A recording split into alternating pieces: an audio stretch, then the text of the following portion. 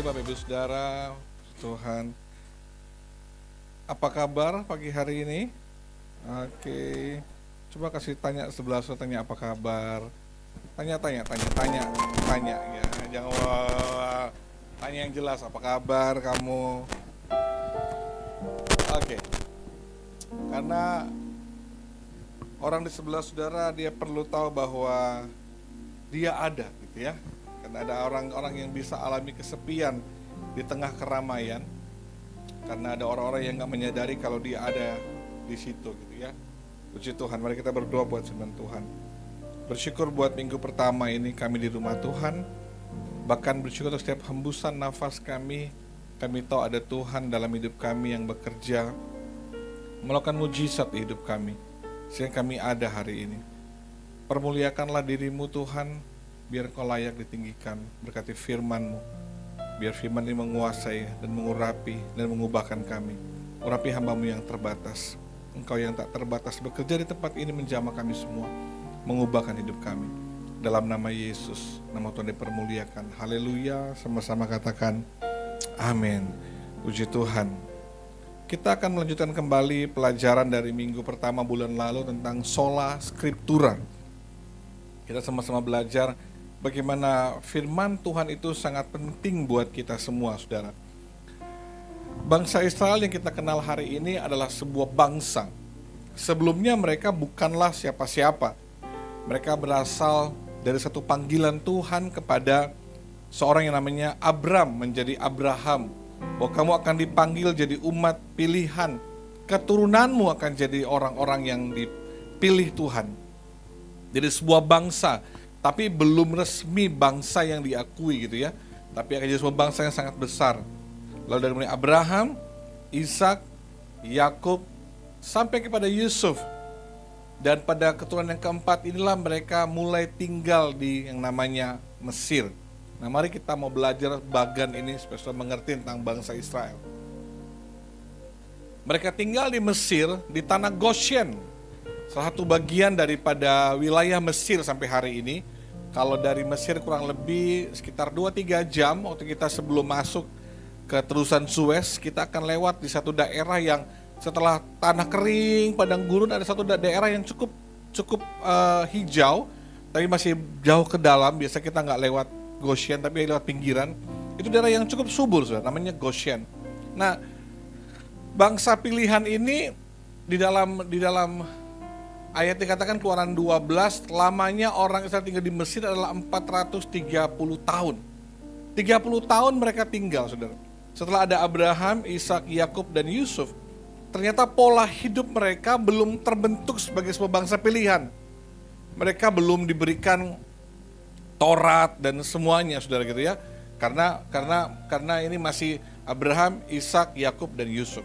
Lalu mereka tinggal di Mesir. Di Mesir, pola hidup mereka adalah politeisme, menyembah berhala, dewa-dewi, banyak tuhannya. Lalu mentalitas mereka selama 430 tahun jadi budak. Bangsa pilihan ini, the Prince of God ini, jadi bangsa budak. Mereka disiksa, direndahkan, mereka dilukai, mereka nggak punya hak hidup. Nah, saudara bayangkan 430 tahun, berarti cucunya Yusuf yang lahir di sana, itu tahu-tahu lahir jadi budak. Generasi berikutnya lahir jadi budak. Jadi mentalitasnya, cara pandangnya, cara hidupnya itu benar-benar budak. Karena mereka lahir dalam keadaan diperbudak. Dan tentunya mereka terjebak juga dengan pola penyembahan leluhur. Berarti karakter, cara hidup, DNA mereka itu tercampur dengan cara dan pola hidup orang-orang Mesir. Dengan cara hidup yang berbeda yang Tuhan inginkan dalam kehidupan bangsa pilihannya. Cara pandang mereka, DNA, value mereka nggak boleh sama dengan Mesir. Tapi kenyataannya mereka tinggal di Mesir ratusan tahun. Enggak mudah loh saudara ya, 430 tahun, waktu yang cukup panjang untuk menghamiri, untuk mengubah konsep cara berpikir mereka dari bangsa pilihan menjadi budak penyembah berhala. Karena nanti saudara akan lihat dalam perjalanan 40 tahun mereka, ternyata pola ini masih terbawa loh saudara. pola ini masih terbawa. Akhirnya Tuhan panggillah Musa ditemani oleh Harun untuk menghadap Firaun untuk melakukan Passover, keluar. Ini namanya Paskah. Harus keluar dari sini. Kalau nggak keluar dari sini, bangsa pilihan ini nggak akan berubah hidupnya. Pola hidupnya nggak akan berubah. Tetap akan jadi budak selama-lamanya. Harus keluar dari sini agar mengalami transformasi. Dengan pola hidup yang baru, value yang baru, ibadah, penyembahan dari politeisme berubah jadi monoteisme. Satu Tuhan yang disembah. Nggak ada berhala lagi. Tapi tahu saudara, perjalanan dari sini untuk sampai pada sebuah konsep yang baru itu nggak mudah. Bahkan dalam perjalanan, konsep politeisme itu masih terbawa, saudara. Masih terbawa. Kenapa? Karena orang yang dari sini masih hidup dalam perjalanan. Sehingga waktu Musa naik berdoa di Gunung Sinai kelamaan, mereka mulai bilang gini, kayaknya Tuhan gak ada nih. Musa udah mati kali. Ayo kumpulkan barang emas kalian semua. Mereka bangun penyembahan berhala, yaitu patung lembu emas. Kalau saudara ke daerah Bukit Sinai, biasanya akan singgah ke sebuah bukit batu-batu. Ada sebuah patung batu berbentuk lembu, saudara. Dipercayai itulah miniatur yang mereka buat untuk jadi lambang lembu emas di kaki Gunung Sinai. Jadi pola politeisme masih ke bawah. Tapi itu saudara, sebelum mereka masuk ke tanah perjanjian, tiba-tiba diutuslah 12 perwakilan. 10 lawan 2. 10 bilang gak bisa masuk kita. Lebih baik kami mati di padang gurun ini saja, Musa. Dan apa yang terjadi, saudara? Seluruh generasi yang awal dari sini, dalam proses 40 tahun itu mati semuanya. Yang masuk siapa? Hanya Yosua dan Kaleb dan keturunannya. Serta anak-anak yang lahir di dalam perjalanan ini, saudara. Lahirnya di sini. Nah, dalam perjalanan 40 tahun inilah pola hidup, value, DNA, penyembahan mereka diubah pelan-pelan. Mereka mulai diajar bangun bait Tuhan, ruang kudus, ruang maha kudus, halaman. Itu dalam perjalanan. Sehingga semua pola yang lama ini, saudara, ini selesai di sini. Sehingga masuk di tanah perjanjian, mereka punya pola yang baru. Mereka diajari konsep yang baru, cara berpikir yang baru. Mereka dibawa ke tanah perjanjian agar mereka punya sesuatu yang berbeda dari sebelumnya. Dan disinilah mereka menerima perintah dari Tuhan. Perintah itu yang mempengaruhi keseluruhan bangsa Israel sampai detik hari ini. Sebuah perintah yang sangat simpel, hanya beberapa ayat sederhana, tapi itu mempengaruhi mereka sebagai bangsa hari ini, yang dapat dibuktikan dengan fakta yang ada, bagaimana Tuhan memilih dan memberkati mereka sampai hari ini. Nah, apa yang Tuhan ingin bangun kepada mereka? Perintah apa yang Tuhan suruh? Kita akan belajar yang namanya Shema Israel. Mari kita baca sama-sama Ulangan 6 ayat 4 sampai yang ke-9. Sama-sama kita baca dengan suara yang keras, 2, 3. Dengarlah hai Israel, Tuhan Allah kita, Tuhan itu Esa, itu monoteisme. 2, kasihilah Tuhan Allahmu dengan segenap hatimu, dengan segenap jiwamu, dan dengan segenap kekuatanmu. Apa yang kuperintahkan kepadamu pada hari ini, haruslah engkau perhatikan. Haruslah engkau mengajarkannya berulang-ulang kepada anak-anakmu dan membicarakannya apabila engkau duduk di rumahmu, apabila engkau sedang dalam perjalanan, engkau sedang berbaring, atau engkau sedang bangun. Haruslah juga engkau mengikatkannya sebagai tanda pada tanganmu, dan haruslah itu menjadi lambang di dahimu, dan haruslah engkau menuliskannya pada tiang pintu rumahmu dan pada pintu gerbang. Apa itu Shema Israel? Saya bisa baca keterangannya. Ini deklarasi iman, penegasan tentang Tuhan yang hanya satu. Dan doa ini diucapkan pagi dan malam. Jadi bagian penting dalam upacara keagamaan Yahudi. Mereka ucapkan terus. Dalam ayat tersebut mereka diajarkan perintah kepada anak-anak mereka untuk merenungkan firman Taurat kebenaran setiap hari. Karena katakan berulang-ulang. Nah, perintah ini datang kepada bangsa Israel untuk mereka mulai melakukannya supaya pola hidup mereka tadi yang saya katakan berubah. Dan tahukah saudara, Shema Israel ini yang mengubah pola hidup mereka, mengubah cara pandang mereka, mengubah value dan DNA mereka dari generasi ke generasi dan mempengaruhi masa depan bangsa itu sampai hari ini. Rinduan saya bahwa kita dapat belajar firman Tuhan ini dan mempraktekannya dan melakukannya. Mungkin timbul pertanyaan dalam benak saudara, wah jangan-jangan Pak Gembala mulai mau ajar kita Yudaisme, ibadah seperti orang Yahudi gitu ya. Kalau saya ingin mengajar Yudaisme kepada saudara, berarti minggu depan yang berkhotbah harus pakai ini saudara, gitu ya. Terus khotbahnya saya mesti pakai kerudung ini supaya lebih Yahudi soalnya gitu kan. Dan nggak mungkin tiba-tiba minggu depan saya khotbah begini gitu saudara ya. Kalau saya pakai, karena kalau di sinagog setiap yang berkhotbah yang mengajar baca Taurat dia mesti pakai kain ini gitu ya, sebagai lambang yang luar biasa. Saya nggak salah mengajar saya menjadi agama Yahudi, karena Yahudi berbeda dengan Kristen. Oke? Kristen bukan Yahudi, Yahudi bukan Kristen. Yahudi sangat berbeda dengan kita Kristen, karena Kristen muncul pertama kali dikatakan sebagai Kristen di Antioquia. Jauh sekali saudara, jauh sekali. Tapi agama Yahudi itu yang sudah ada sejak dari mulai ayat yang kita baca ini, Shema Israel. Tapi ini ayat dalam kitab Ulangan, kita perlu belajar sama-sama apa yang Tuhan mau ajar dari Shema Israel ini, yang dapat kita pelajari, dapat kita praktekkan, dapat kita hidupi. Mungkin ada anak-anak muda yang datang dengarkan khotbah ini hari ini. Ini jadi modal penting buat kalian nanti memasuki masa depan dalam pernikahan mungkin. Ini ajaran yang sangat penting yang akan mempengaruhi kehidupan kita semua. Nah, dari Shema Israel ini, apa yang dapat kita pelajari? Hanya dua hal sederhana sekali. Mari kita mulai yang pertama. Ulangan 6 ayat 7. Haruslah engkau mengajarkannya berulang-ulang kepada anak-anakmu dan membicarakannya apabila engkau duduk di mana saudara? Di rumahmu. Bukan di sinagog. Bukan dalam pertemuan ibadah diajarkan. Bukan dalam sebuah kelompok ibadah, bukan. Tapi kan di rumahmu. Katakan di rumah saya. 2, 3. Di rumah saya.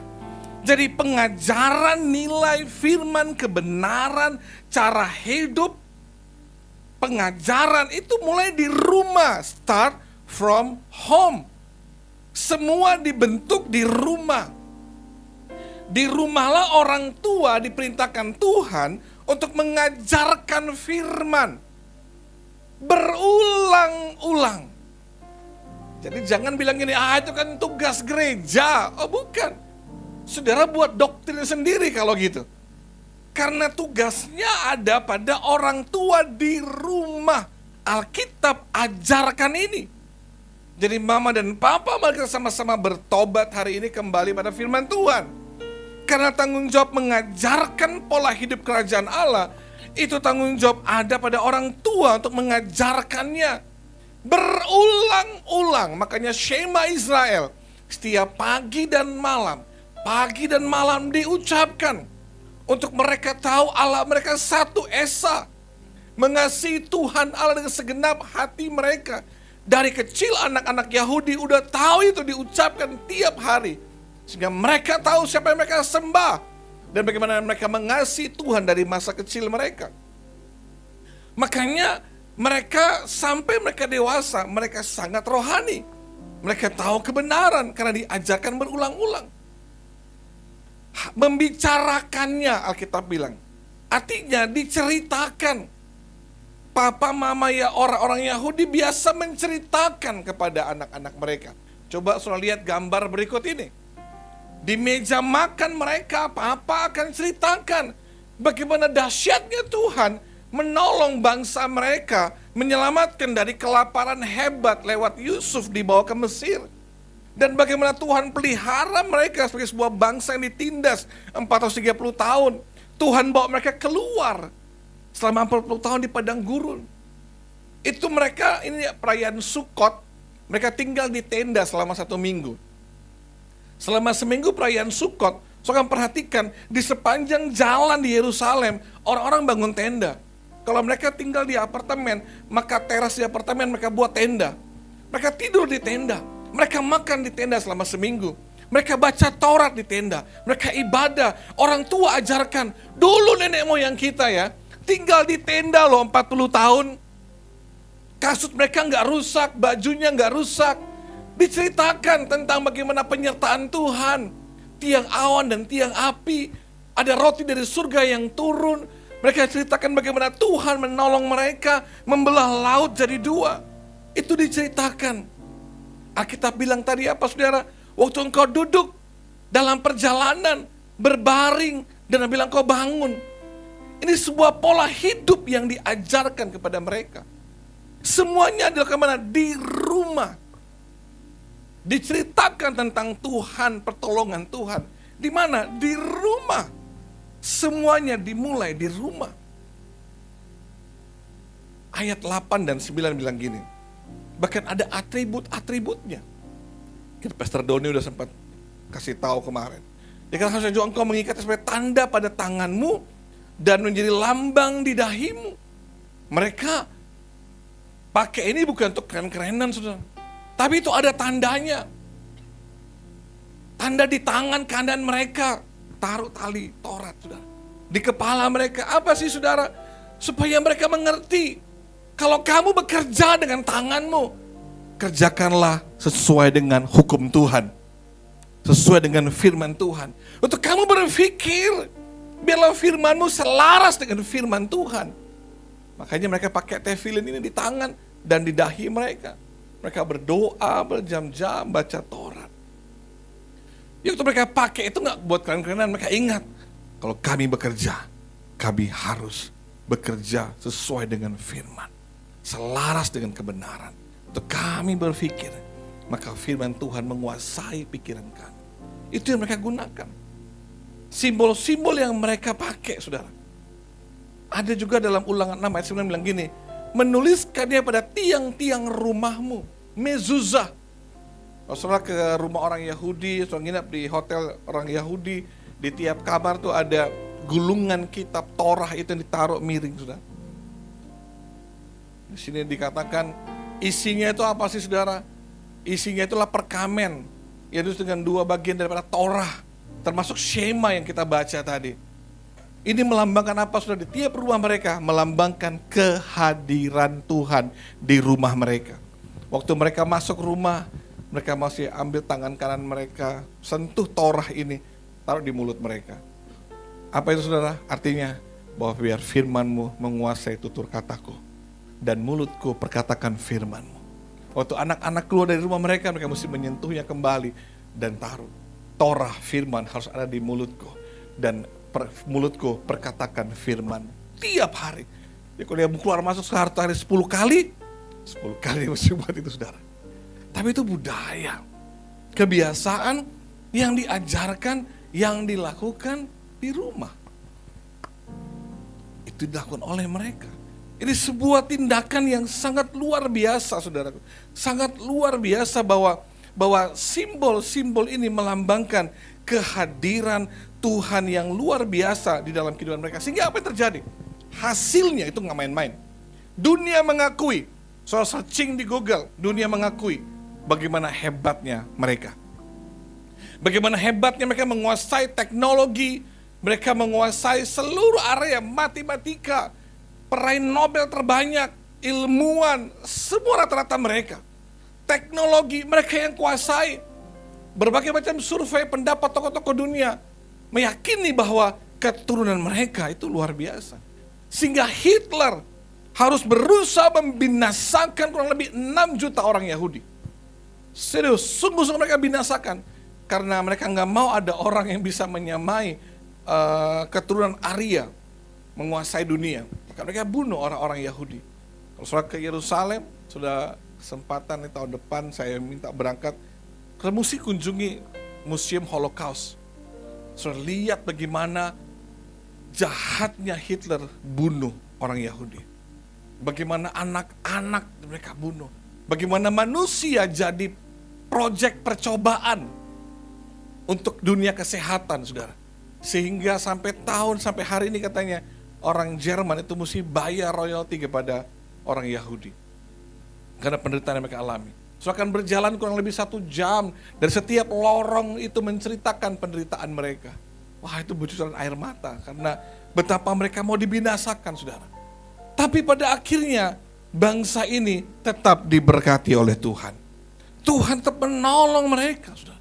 Kenapa? Karena dari generasi ke generasi setiap hari Alkitab bilang, haruslah engkau mengajarkannya berulang-ulang kepada anak-anakmu dan membicarakannya bila engkau duduk di rumahmu, di tengah keluargamu. Tugas mama dan papa, saya dan saudara sebagai orang tua, dan jadi pengingat untuk saudara-saudara yang masih muda yang akan menikah nantinya. Tugas kita itu mengajarkan firman kepada anak-anak kita. Ajak mereka untuk baca firman. Ajar mereka untuk bisa mencintai firman. Kalau bukan kita yang mengajarkannya, siapa kita mau suruh ajar? Karena Alkitab bilang suruh di rumah. Berarti tanggung jawab orang tua di rumah. Mama papa yang saya kasih hari ini, ada otoritas ilahi dalam hidup saudara. Tiap hari sebelum anak-anakmu keluar dari rumahmu untuk pergi sekolah, tumpangkanlah tanganmu atas mereka. Lepaskanlah berkat Tuhan. Kalau papa nggak bisa, mama yang lakukan. Kalau orang tuanya nggak bisa, saudara om dan tante yang punya ponakan-ponakan, blessinglah ponakan saudara. Lepaskan berkat buat mereka. Ajari mereka firman. Ceritakan kepada mereka tentang pertolongan Tuhan. Ceritakan pada mereka bagaimana mujizat Tuhan terjadi di hidup saudara. Ceritakan bahwa papa mama pernah bangkrut dulu. Pernah alami kesusahan dulu. Tuhan menolong kita. Kita ada di masa-masa yang sukar. Tapi Tuhan berkati kita. Kita perlu menceritakan kisah iman yang pernah kita lewati sebagai orang tua. Anak-anak kita mesti dengar, mesti tahu itu. Bagaimana Tuhan intervensi di keluarga kita. Tuhan menolong kita. Kita perlu bilang, dulu untuk dapatkan rumah ini sulit banget untuk mama dan papa. Tapi Tuhan buat mujizat. Dulu kami pernah sakit keras, Tuhan sembuhkan. Dulu kami diambang kehancuran, tapi kami berdoa, Tuhan buat mujizat. Saudara perlu ceritakan kepada anak-anak saudara. Saudara perlu kasih tahu mereka.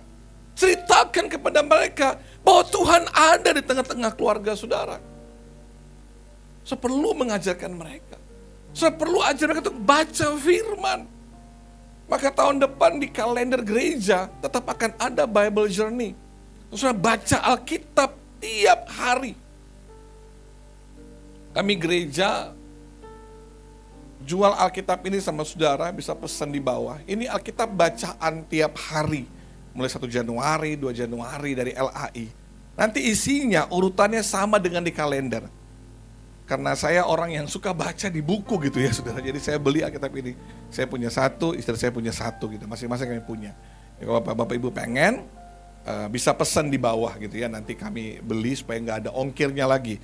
Supaya rame-rame pengiriman itu saudara udah nggak kena ongkir lagi. Supaya saudara bisa baca Alkitab.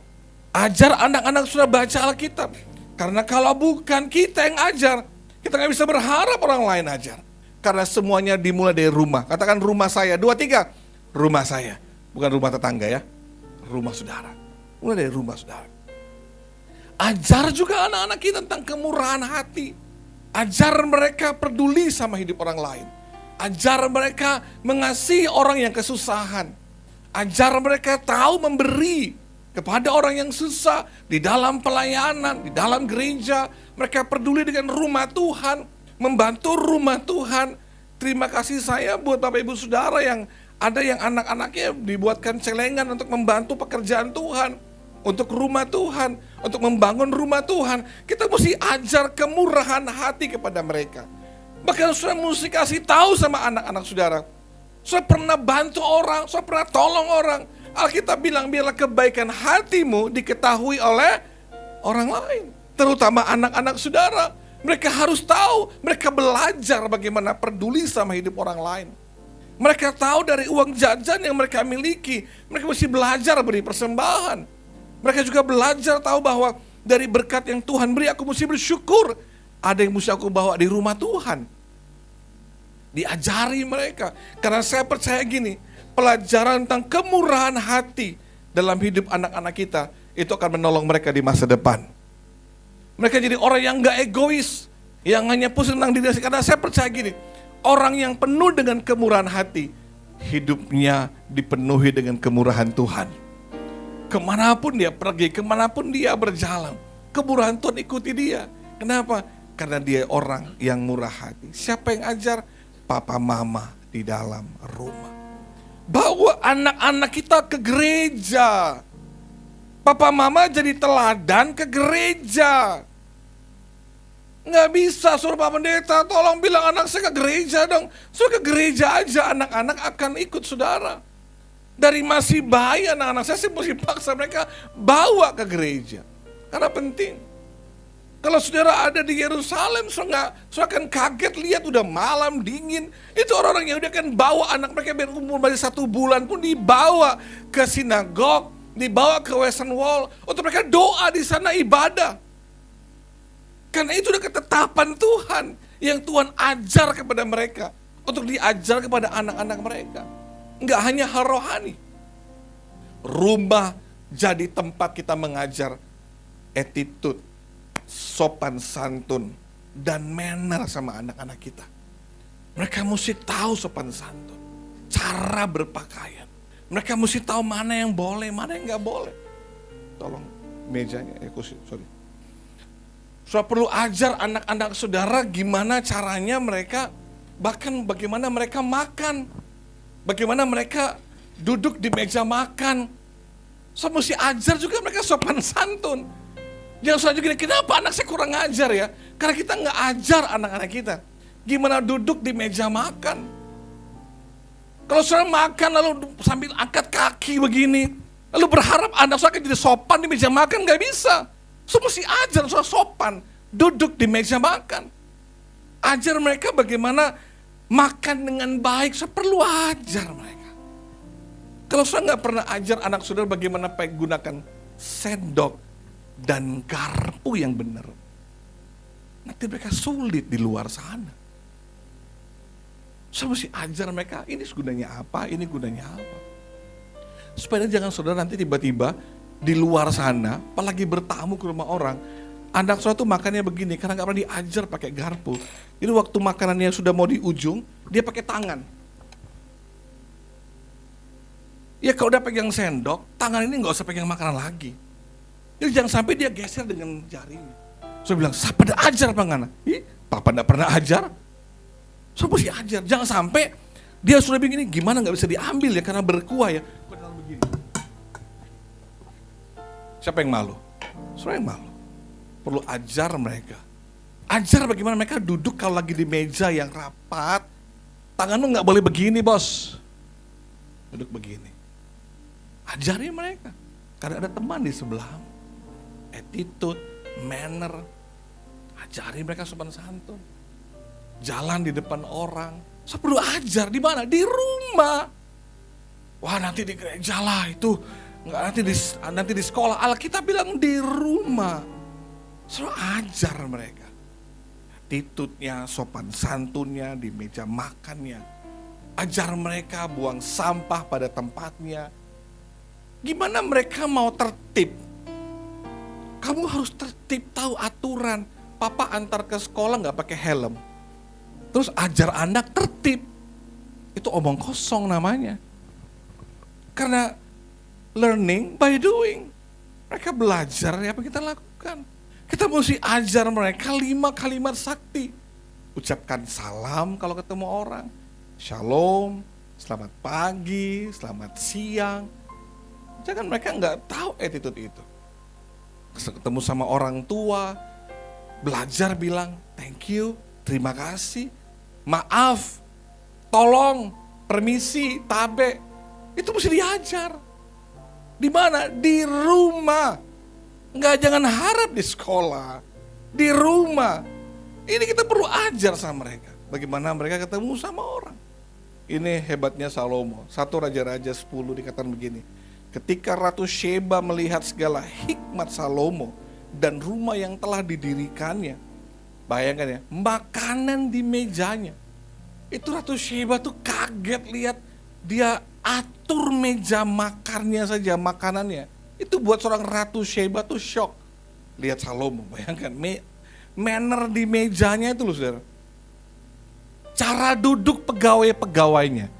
Pasti mulai perbaiki cara duduknya. Cara duduknya diperhatikan, dilihat cara duduknya. Ya, perempuan harus tahu bagaimana duduk yang sopan, yang baik di depan orang. Kalau saya cuma di kamar sih mau angkat kaki, kayak mau bongkar enggak apa-apa. Tapi saya perlu tahu manner di luar rumah. Anak-anak perlu diajarin mana baju dalam kamar, mana baju di luar rumah perlu diajarin. Jangan sampai anak saudara baju dari luar langsung naik di tempat tidur. Akibatnya apa? Nanti baju dari tempat tidur dia pakai keluar rumah. Bajunya nggak lengkap, jalan di luar. Aduh, kenapa kamu pakai begini? Kau nggak ajar dia. Mana baju yang kamu pakai di luar, mana baju di area private di rumah. Kalau kamu di dalam kamar bisa pakai boxer, jangan bawa sampai di luar. Nanti dianggap ini hal biasa karena nggak diajar. Mana yang di luar rumah, mana yang di dalam rumah. Kita perlu ajari mereka. Bahkan dikatakan cara pelayan-pelayannya melayani dan berpakaian. Minumannya dan korban bakal yang biasa dia persembahkannya di rumah Tuhan. Maka tercenganglah Ratu Sheba. Dia kaget. Dia lihat, wah excellent banget ya. Dalam bisnis, dalam pekerjaan, di kantor saudara, saya perlu juga menata orang-orang yang bekerja di bawah saudara. Karena Ratu Sheba kaget melihat mereka. Cara, attitude mereka semua. Kita perlu ajari generasi kita hari ini. Percaya katakan amin saudara. Dimulai di mana saudara? Katakan di rumah saya. 2, 3. Di rumah saya. Bukan rumah tetangga. Kita perlu ajari mereka tentang kasih sayang. Tentang ikatan keluarga yang kuat. Kita perlu ajari mereka. Bagaimana cinta, bagaimana kasih sayang. Itu penting dalam setiap keluarga. Makanya kita di gereja ini ada budaya namanya mingle time. Suami istri, kita bermingle time. Peluk, saling. Kadang-kadang mungkin dari rumah habis baku ambe tadi gitu ya. Agak ribut-ribut dikit. Tapi di gereja kita diajarin untuk bermingle time. Karena itu penting. Itu sebuah warisan. Ada 56% hari ini data terakhir. Gen Z, Gen Alpha di gereja ini. Di luar sana berita yang mereka dengar perceraian, pernikahan yang berantakan, perselingkuhan, hancurnya hubungan. Tapi izinkan di gereja, di rumah, mereka bisa lihat mama papa yang sedang berjuang untuk pernikahan mereka. Kalau di luar beritanya negatif tentang pernikahan, terus di gereja mereka nggak lihat juga hal yang baik itu. Mereka akan hilang harapan untuk menikah. Mereka berkata, untuk apa menikah kalau hanya untuk tersakiti dan terlukai? Untuk apa menikah kalau ternyata berakhir seperti itu? Gak ada pengharapan buat mereka. Tapi izinkan mereka melihat di rumah ini, di gereja. Ada pernikahan-pernikahan yang diperjuangkan. Saya tahu gak mudah buat saudara. Tapi saya berdoa Roh Kudus mampukan kita semua. Karena pernikahan yang kita perjuangkan dalam rumah kita, itu yang dilihat sama anak-anak kita. Yang mereka saksikan tiap hari bagaimana kita mama dan papa, suami dan istri. Pola yang kita bangun di rumah itulah pola yang akan mereka duplikasi pada pernikahan mereka nanti. Sebuah cara membangun hubungan. Sebuah cara bagaimana mereka mengungkapkan kasih sayang dan cinta mereka. Perjuangan membangun rumah tangga itu akan terwariskan kepada anak-anak kita. Karena tiap hari mereka lihat interaksi kita. Tiap hari mereka lihat kita cekcok, kita ribut, kita berbeda pendapat. Itu hal biasa terjadi. Tapi izinkan mereka melihat juga bahwa ada pemulihan dalam rumah. Ada hati yang mau mengampuni dalam rumah. Mereka lihat ada papa yang memaafkan mamanya. Mereka juga bisa melihat ada pertengkaran, ada percekcokan. Tapi izinkan juga mereka melihat ada kasih yang dipulihkan. Mereka lihat ada hati yang mau mengampuni. Itu penting untuk generasi lihat hari-hari ini. Makanya John F. Jennings bilang gini, umat Yahudi telah lama mempertahankan nilai-nilai keluarga yang sangat kuat. Dan itu hasil yang saya lihat. Kekuatan mereka ada di dalam keluarga mereka. Mari kita lihat kembali Shema Israel. Kita mau belajar hal yang kedua. Tadi kita belajar bahwa semua dimulai dari dalam rumah kita. Mari kita baca lagi sama-sama. Shema Israel 2-3. Dengarlah hai orang Israel. Tuhan itu Allah kita, Tuhan itu Esa. Kasihilah Tuhan Allahmu dengan segenap hatimu dan dengan segenap jiwamu dan dengan segenap kekuatanmu. Apa yang kuperintahkan kepadamu pada hari ini haruslah engkau perhatikan. Haruslah engkau mengajarkannya berulang-ulang kepada anak-anakmu dan membicarakannya apabila engkau duduk di rumahmu, apabila engkau sedang dalam perjalanan, apabila engkau berbaring, dan apabila engkau bangun. Haruslah juga engkau mengikatkannya pada tanda pada tanganmu, dan haruslah itu menjadi lambang di dahimu.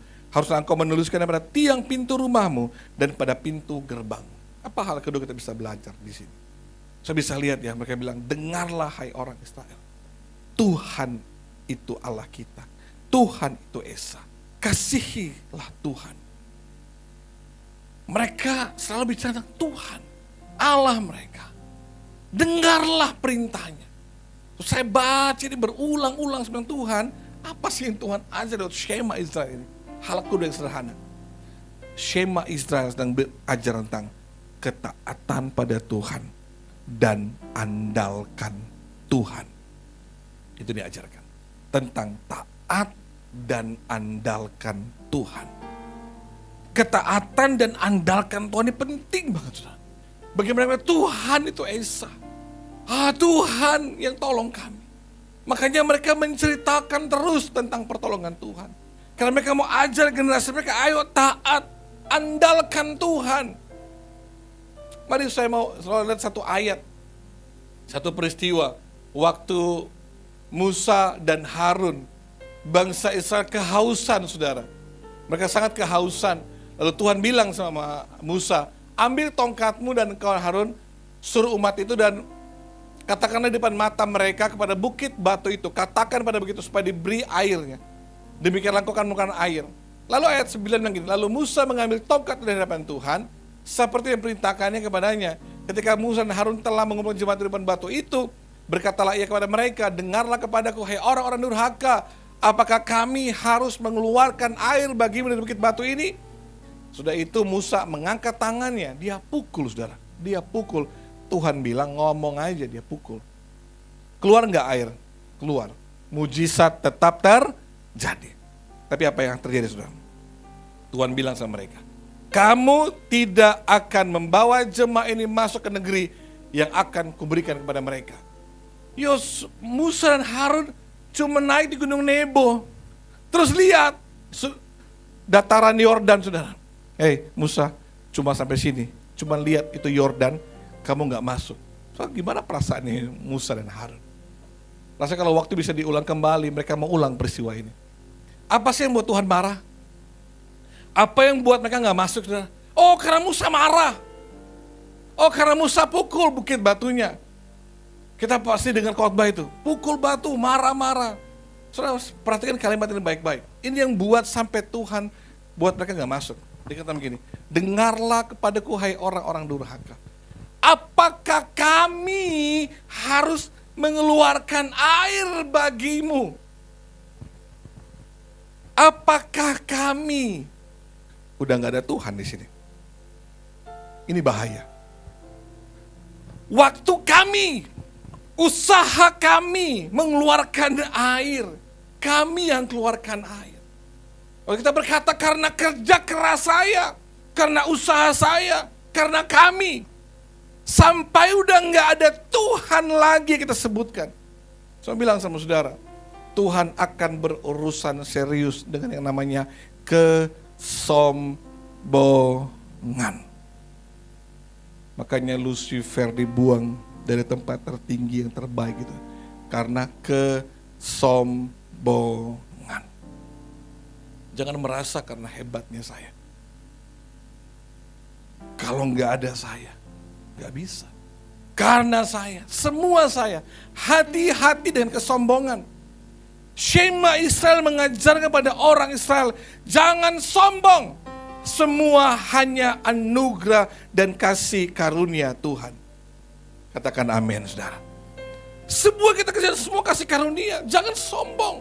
Jangan merasa karena pintarnya saya, hebatnya saya, kemampuannya saya. Bukan, semua karena Tuhan. Maka Yeremia 17 bilang gini, terkutuklah orang yang mengandalkan manusia, mengandalkan dirinya sendiri, dan yang hatinya menjauh daripada Tuhan. Tapi sebaliknya dikatakan, diberkatilah orang yang mengandalkan Tuhan. Sudah mau diberkati? Katakan amin, saudara.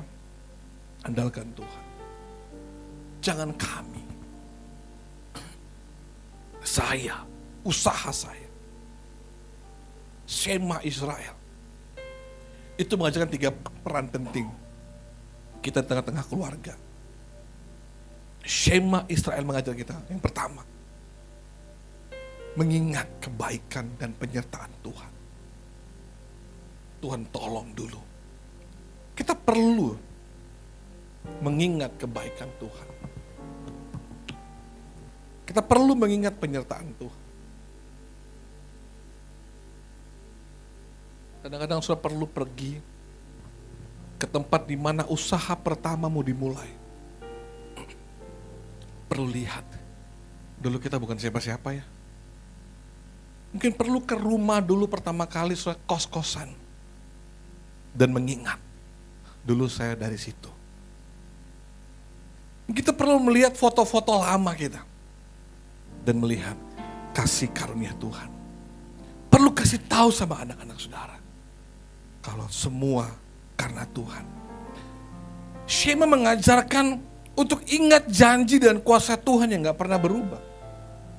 Bahwa dia Tuhan yang luar biasa. Dia gak pernah ingkar janji. Waktu kita belajar Shema Israel, kita sedang menanamkan benih yang baik kepada anak-anak kita. Saya sudah ceritakanlah kebaikan Tuhan di tengah-tengah keluargamu. Ajak anakmu duduk. Atau waktu lagi di jalan. Ceritakan kebaikan Tuhan. Ceritakan pertolongan Tuhan. Ceritakan mujizat Tuhan. Ceritakan dari mana keadaanmu dulu dan hari Tuhan bawa.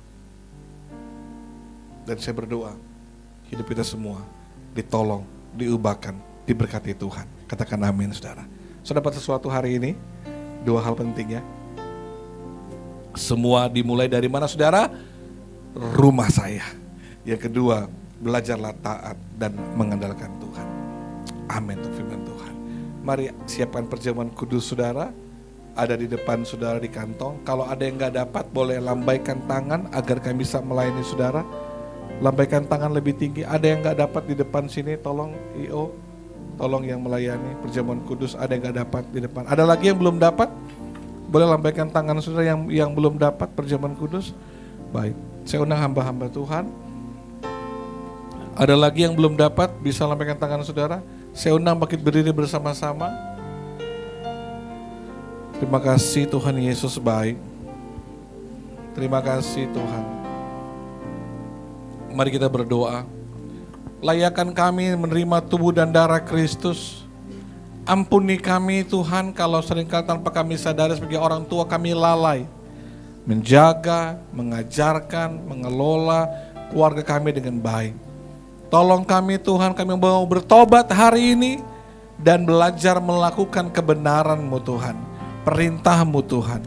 Roh Kudus mampukan kami yang lemah dan masih punya banyak kekurangan ini. Kami mama papa, suami istri sedang berjuang untuk berubah. Kami butuh Roh Kudus, tolong kami. Roh Kudus bantu kami agar generasi yang ada di bawah kami, anak cucu kami, mereka punya masa depan yang jauh lebih baik dari hidup kami hari ini. Mereka hidup dalam takut akan Tuhan. Ampuni kami kalau seringkali kami gagal untuk menjaga kerendahan hati kami. Kami sombong, merasa mampu, merasa hebat karena kekuatan kemampuan kami. Ampuni kami Tuhan Yesus. Waktu kami pegang tubuh dan darah-Mu, kami tahu semua hanya anugerah Tuhan. Apa yang kami punya, miliki, dapatkan hari ini, semua hanya anugerah Tuhan. Karena nafas kehidupan ini masih Tuhan berikan, berarti kasih sayang Tuhan masih ada bagi hidup kami. Layakkan kami Tuhan Yesus. Mari bersama sudah bisa melihat.